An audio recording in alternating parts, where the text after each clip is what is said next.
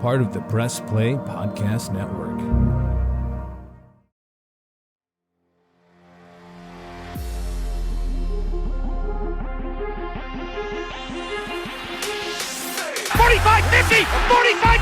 Run, William, run! He's got blockers in front. 5, touchdown! Joshua Cribbs turns disaster into a score! Kick blocked! They blocked the kick!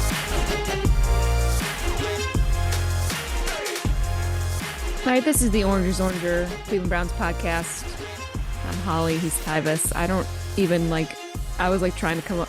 Usually we like to start these with some type of funny or clever or something, and I am at a loss, Tyvis. I'm at a loss with the team, the organization this week. I almost don't know where to start. But I will say this, and I think this is a good way. I was, been reading and listening and seeing what's the latest news, because as of right now on Tuesday night at 8:35, a lot of news can change from what we're recording right now. But after listening to a couple podcasts and shows and reading and stuff, Chris Young made this comment, and I think it's sums up how I feel about this whole DeShaun and the Browns situation. He said, "I like to be fair, but I'm not a fool." And I think that's how I like to try and view most things in my life, but especially sports and being a fan. And I think you and I have such a unique stance and insight to the business and how things are run, and being a fan of ourselves with this.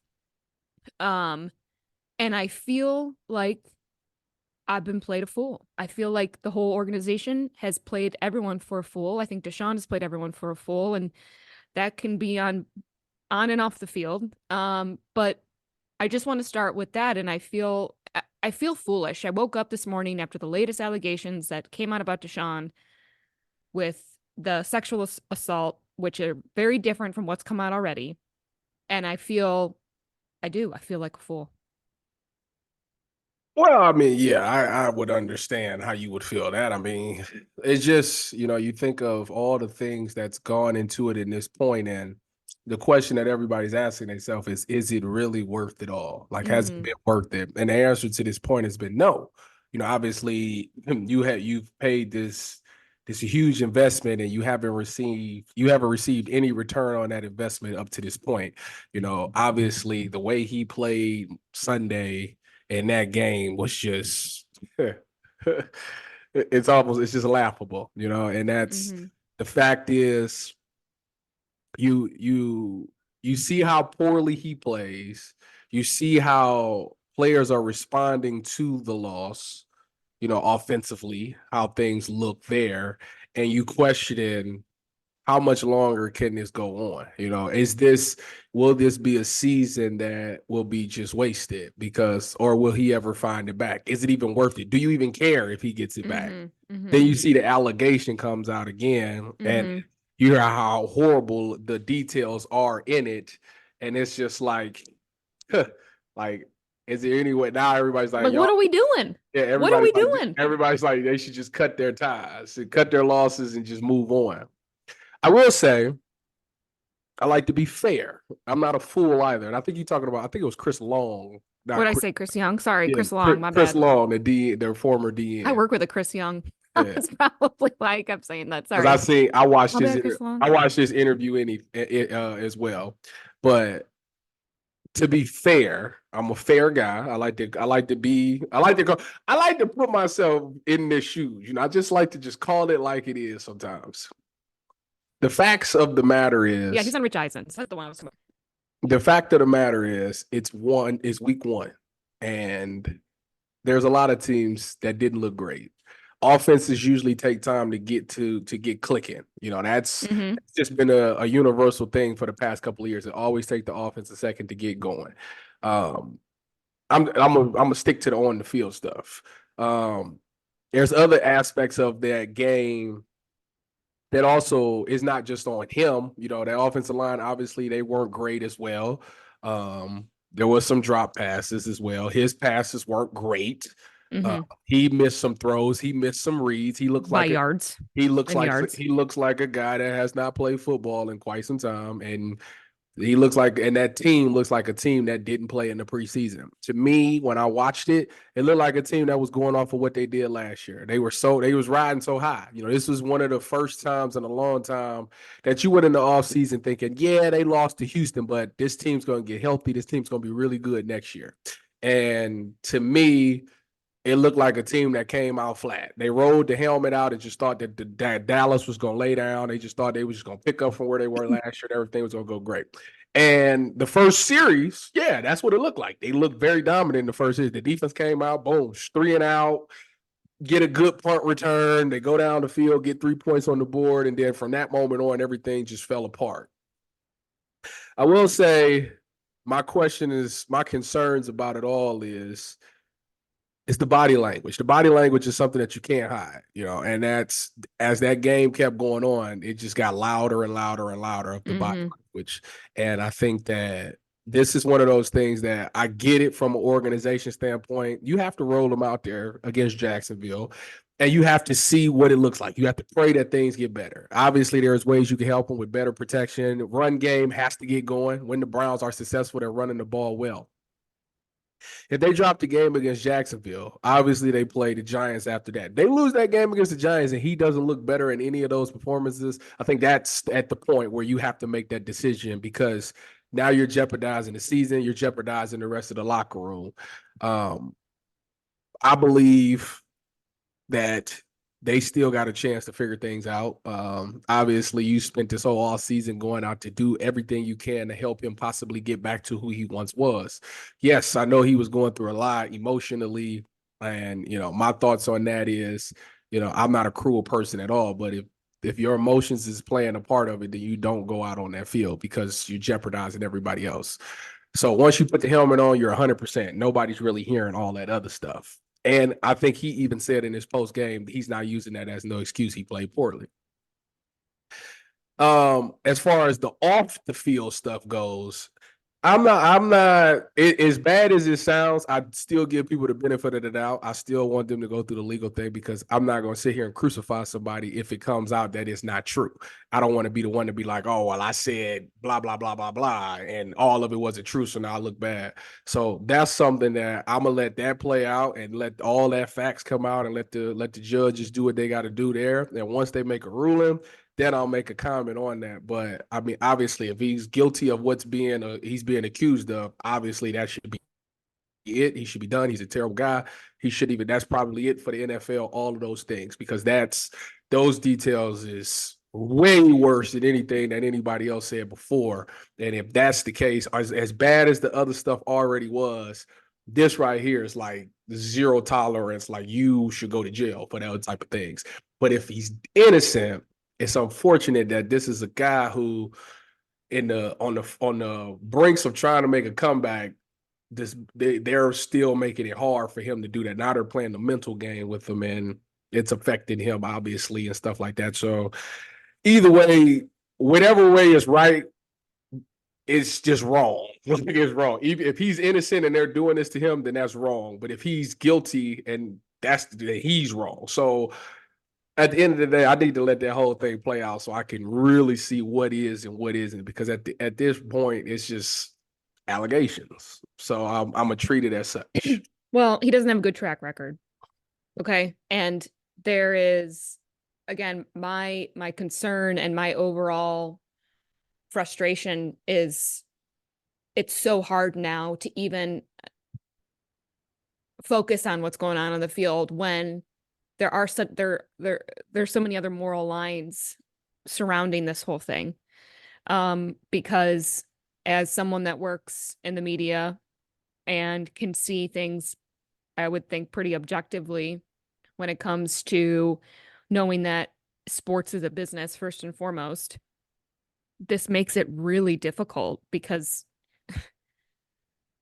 I I want to be able to say, like, I could when the DeShaun acquisition came over. Like, I thought that everything that he had settled was, I tried to block it out to a certain extent because this is the NFL and this is a business, and Browns, I trusted the organization to do their due diligence, as they said, and that DeShaun was settling everything he needed to settle. And I know there's a lot of blurred lines, right? Like when there's a lot of blurred lines, it's just you want a lot of the stuff to play out. He got the, punishment that they felt that he needed.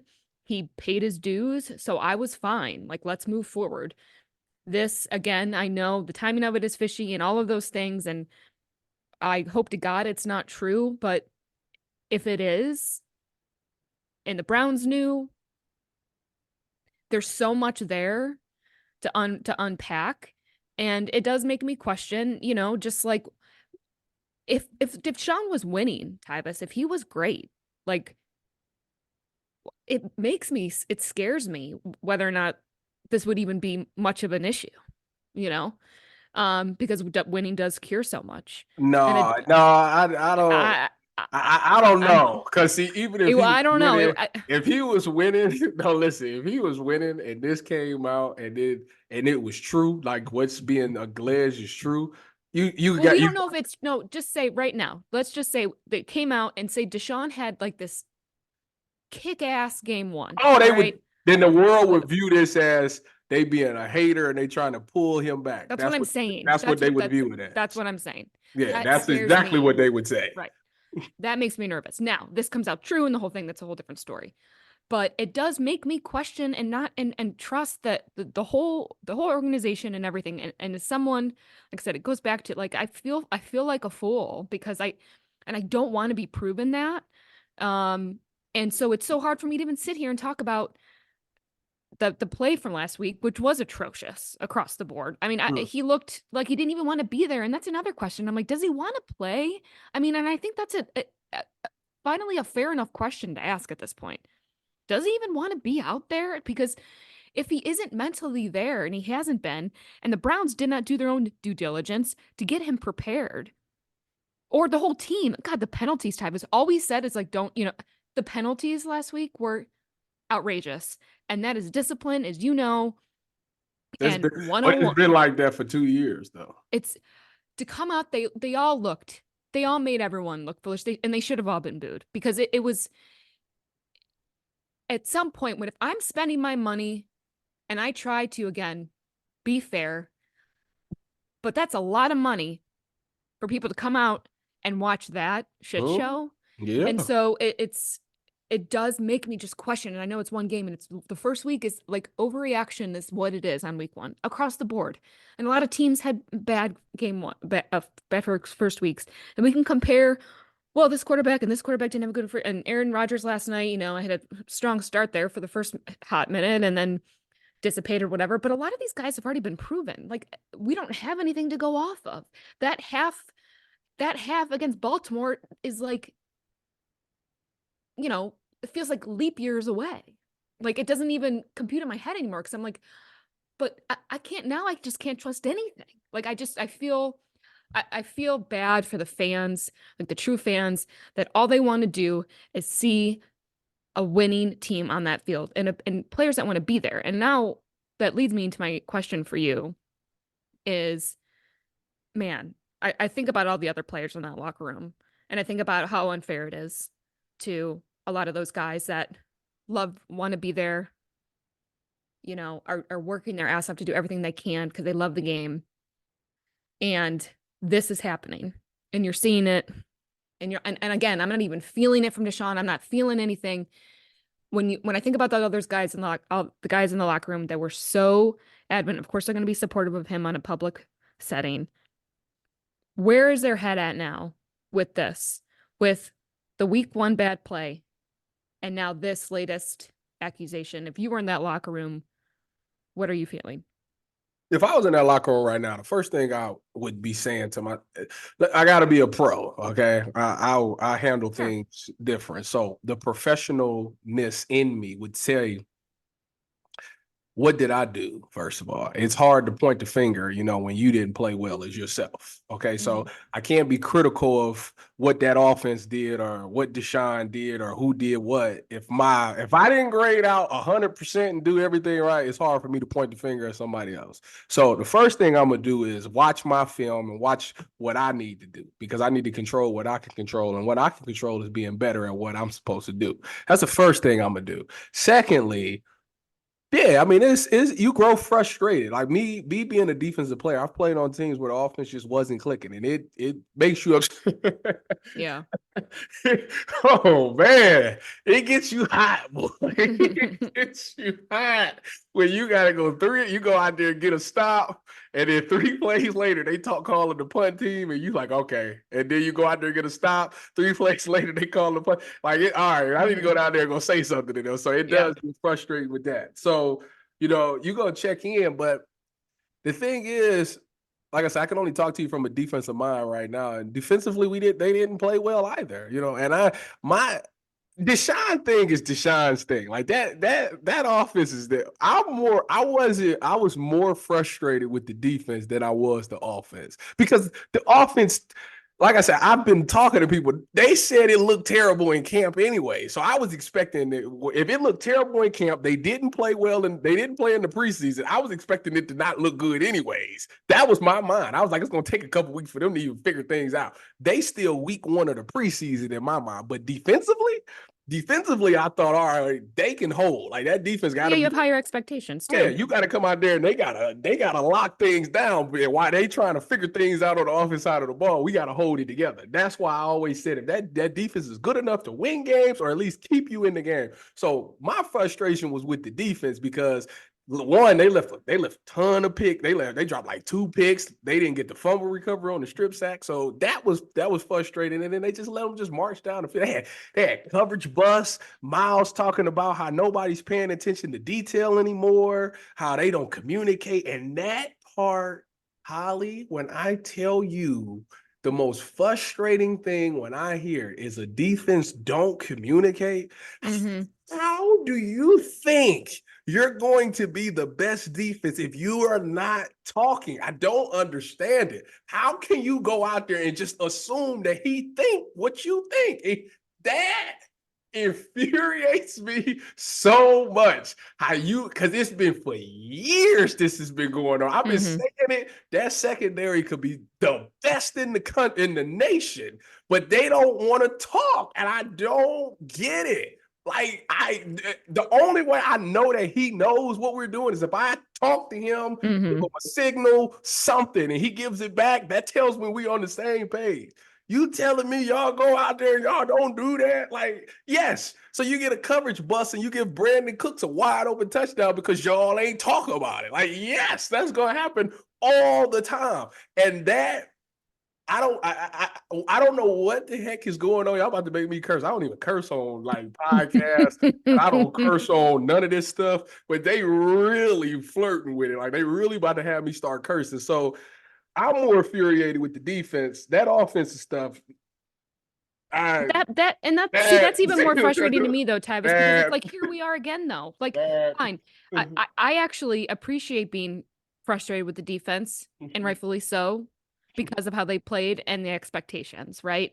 Coming off of last year, I get it. And again, I think that goes a lot back to the discipline and the coaching and all of that. And well, he must have let his foot off the gas because probably. And look, that happened. I can at least understand to a certain extent maybe why, because of coming off last year, assuming that you're just going to fall back into it. A lot of that, the offense, and the fact that it's for you, it's so far gone. Like, what the fuck? Like, you had zero expectations anyway. Like that. I would not until like week 3. Week 3 is when if they ain't clicking by week. But there's too much. There's too much money. It's too much money going off. Yeah, it's too much. It's too much money. It's too much liability. It's impossible to brush it off, and we have, to a certain extent, been able to just brush it off or bury it a little bit or make excuses for it or try to decide, that, well, we just haven't seen enough yet and he's hurt. And what if he gets suspended again? And it's like, What If he gets suspended again, everybody gonna be rolling Jameis out there. That's why I think they did it. and what and Listen to me. we should have never let Flacco go. We should and he wanted to be here, Tyvis. And I'm saying that for the pure fact because if we would have been in this position again, you have to look at those and he's gone because DeShaun, it was too much of a threat. It's too much. And that alone is a frustrating factor with this team because and look, they stuck by their guy and that's who they're rolling with. And I totally get it. And they had to prove, and they still are still going to try and prove that he is the guy. I can't, as I sit here today, get behind any of it. I have been able to separate it, and I can't right now. And until we have at least some more, resolution. And there was like, I don't know, a lot of stuff on social media about Baker and shit. And like, here's the thing: I'm happy for Baker. I'm I happy am that he's too. driving down there. I am too. It wasn't working here, and I will stand by that forever. It just wasn't working here. I agree. And so I ain't got no hate, no ill will in his heart, in my heart. I am happy that he doing his thing. agreed. And some people got to get to a different place and thrive, and that's It's what like he's switching doing. jobs. I've been in environments where it was a terrible environment for me, and then I go somewhere where I belong, right? And you thrive. And so Hey. I have no, but to sit there and now all of a sudden, like this narrative back of that Baker, like we should have never let him go. It's been years now, and that's not our problem. That's not the issue. The issue isn't that we let Baker go. The issue is that we hunker down on this decision and have decided and have to take all of the ripple effects from it. And it's only week 1, and it's a lot. It's a lot for week 1. And I feel that the NFL, it's a bigger discussion that I don't get into about the way the NFL handles these things when it comes to the domestic violence situations and the assaults and all of that. But when we have been dealing with this now for the past 3 years, it's when is it going to end? When are we going to be able to actually just talk about football? Well, that was one of the things you knew that when you got him, that this was always going to be something that no matter 5 years, 10 years, whether he played good, whether he played bad, it was always going to be something that was going to be said about this. That was, you knew that. Like when you decided to sign him after all the stuff came out, that was like Ben Roethlisberger been retired for how long, and they still talk about that like that. So it was something that was going to follow him forever, and he was going to have to learn how to play through that. And a lot of guys have redeemed themselves over the years, Tyvis. And I think had that whatever he did his time, right? DeShaun did his time. He took and the Browns knew that there was going to be a major suspension with what they were taking on with him. But this now, regardless if it's true or not at this point, and as a woman, I can and have been in situations, not to nearly that extent, if that's true, that I know what it's like to be around someone, especially a man with power. And I know what that feels like. And I know what it can make you think you should or shouldn't do. And I chalked up a lot of the previous accusations and the things that he settled to a lot of, again, those blurred lines. This just takes on another level, and it makes me question so much now, and trusting the organization as a whole and where we go from here. And,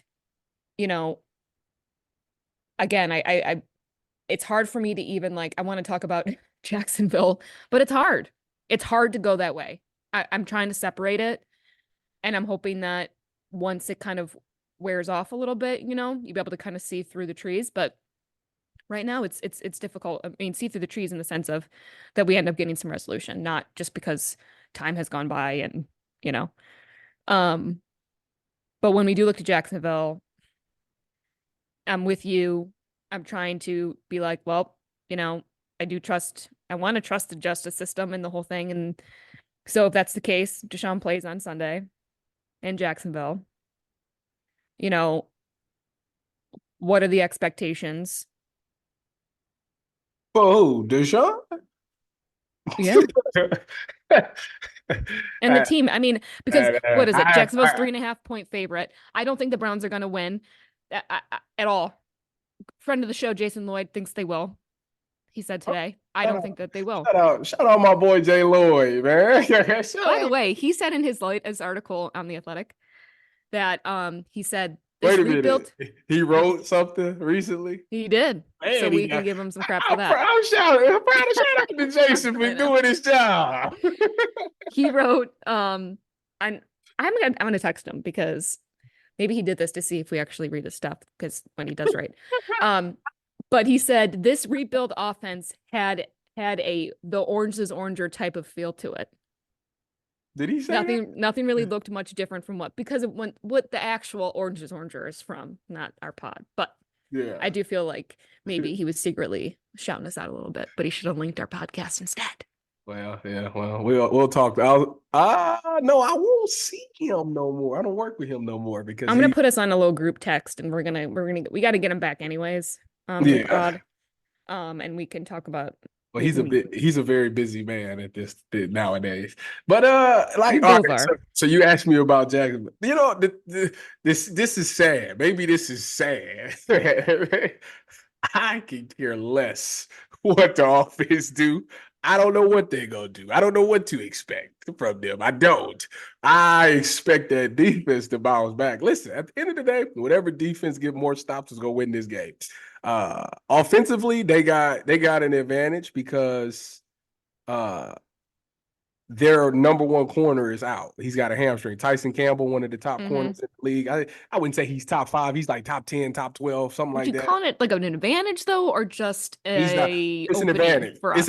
It's a shot to be successful. That's what let's go there. Right. I like that better than I will say that it concerns me because their defensive line is really freaking good because they got Josh Hines-Allen, and by the way, opposite of him, they got Trayvon Walker, who was the number 1 pick in the draft about 2-3 years ago, and they decided to add my boy Eric Armstead, who was with the 49ers. He's also playing D tackle. So if Dallas's D line was a problem, you got more problem. And yeah, so that offensive line's got to really figure some stuff out. Obviously, not sure who's going to start at left tackle right now. With David Njoku being out, you losing the X factor there. To me, it just seems like all the guys that you're depending on, you're depending on it for this year. No Nick Chubb. He was a constant. Nick Chubb is in there. It don't matter what the offense. You're going to be able to run the ball with Nick Chubb. David Njoku's in there. David Njoku, at his peak, he is a primetime X factor. He can change a game. He's angry after the catch. He runs people over. He gets people going. He's a red zone threat. And now he's gone. So to me, if I'm Jacksonville, I'm doing exactly the game plan is simple. Simple game plan until they prove otherwise. We sitting on all routes. We sitting on routes and we jumping in these short stuff because if you read the trees and the tea leaves of all preseason and all the training camp, what was the thing that they were doing? It was a lot of quick game. DeShaun was getting the ball getting the ball out of his hand really quick. Okay, well then that means that's quick game. So that means I'm not going to say the shoulder's not 100%, but until he throw a deep ball and complete it, I will take that chance if I'm playing DB. Yeah, not to CeeDee Lamb 7 yards off the. So I'm flat-footing you. People walked into the Dallas game like, oh, they got this rookie corner over there. What's he going to do? That man jumped this slant on air, Amari Cooper, like twice and almost picked it off. So he know the same thing I know. Until DeShaun throw that ball deep, I ain't worried about it. I want him to make short passes, Tyvis. He can't even do the basics. My point exactly. So he got to show it to me. And with a pass rush coming that's getting through, yeah, I'm definitely sitting on everything. So those receivers are going to have to be very creative and they're going to have to win immediately. And that pass rush is going to, but to me, that run game is going to be the savior. And Jacksonville did a really good job shutting down Miami's run game last week. I don't think they really ran the ball that well, if I remember correctly.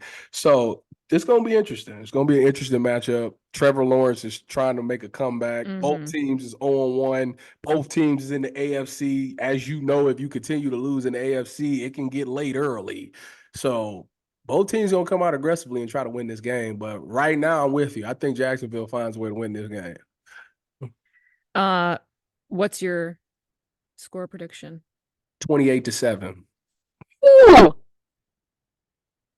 Prove me wrong. The total points, I think, is 41. Prove me wrong. 28-7. That's a lie. That's maybe I'm 41.